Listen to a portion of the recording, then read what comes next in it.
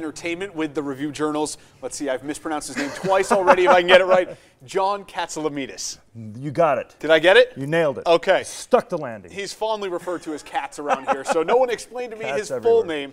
We're getting it, though. There is a full name. We got to start with the big news, which is Kaos closing. That was the big news yesterday, continues to be the big news today. Yes. What's next for this nightclub, day club? We're working on it right now. I think what the key thing to know about when a project of this scale and an amenity of this scale closes, look around Las Vegas to what is working, what has worked at something like this. The beach series at Mandalay Bay is one thing. The big pool places that they have at Red Rock and Green Valley Ranch also that appeal to locals, those types of things. I'm expecting that they'll investigate for the Kaos space.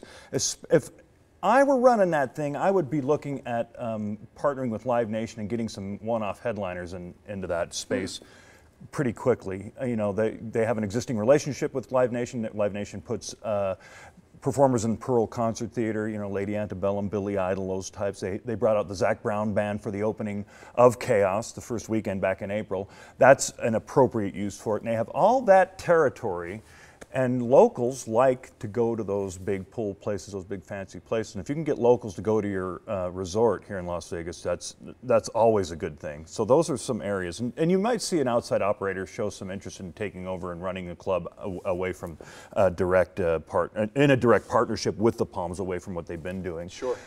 But you have all that architecture now. They've spent the money on that, and that exists. So right. It's a big playground right now with nobody to play on it. Which is interesting. Anyone who's been there knows how beautiful the space is, so it really shouldn't be too hard to fill. Yeah, and for private parties, for corporate events, you know, that always has happened in the past when places, when nightclubs and day clubs have closed in Las Vegas. They've used it for those reasons. I think about the Tropicana had this happen at Nikki Beach.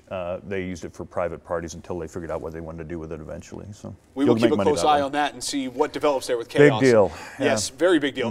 Let's talk about something that is exciting. John Fogerty is returning to Las Vegas to Encore Theater. First of all, you're a big John Fogerty fan? Yes, I am. I've talked to him a number of times here, and I'm a big Creedence Clearwater fan. I love John for what he stands for. He's a big veteran supporter, Veterans Village. He'll be out there Monday dedicating a new facility.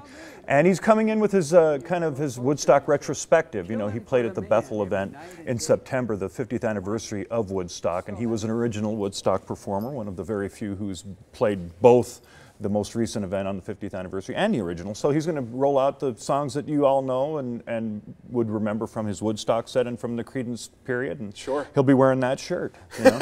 And, it's a great show. It's a great rock and roll retrospective, and he still sounds great, has a lot of energy, and he's a lot of fun. That's great. I mean, CCR is just timeless, and John Fogerty's a legend. So yeah, they were one of the great bands of the late 60s for sure. Oh yeah. Okay, let's talk about the future option for the Las Vegas Festival grounds. Yeah. What's going on there? You know, that's where they had the Day in Vegas event, which did really well. Yeah. Around the community, they're very impressed with how that drew, with the hip-hop demographic really turned out for this event.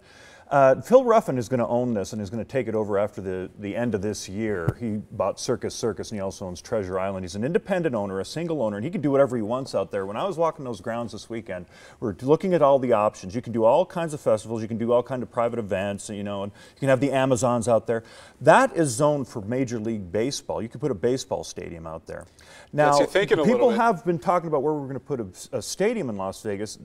On the Strip, if you're a franchise that's looking for a new home and want to be on the Las Vegas Strip, that's your spot. I was going to say, what better place on the Strip? And there's some franchises out there. I immediately thought of the Tampa Bay Rays, who play in a terrible facility. They've been investigating playing half their games in Montreal and looking for a new deal. You never know, but look, you know, keep an eye on that parcel for that reason. We will keep an eye on that. Just finally, really quickly, celebrity impressionist John DiDomenico's surprise engagement and surprise birthday party on the same day? He got engaged to his girlfriend, Michelle Rothstein, who runs Balloons with a Twist in town. They're big on the scene. John DiDomenico is one of the great Donald Trump impressionists and great impressionists of many other figures in Las Vegas. He proposed to her in Santa Barbara in the morning. They came back and she had planned a surprise party for him Sunday night at Town Square at the Scare attraction. Both of them independently surprise parties. It was wild. But yeah, stay tuned for that, because that was a really fun day and a really fun column to write. Love that. You can read more in John's column or on his podcast. Thanks so much for being here, John. You got it, sir. Got to take a quick break. We'll be right back.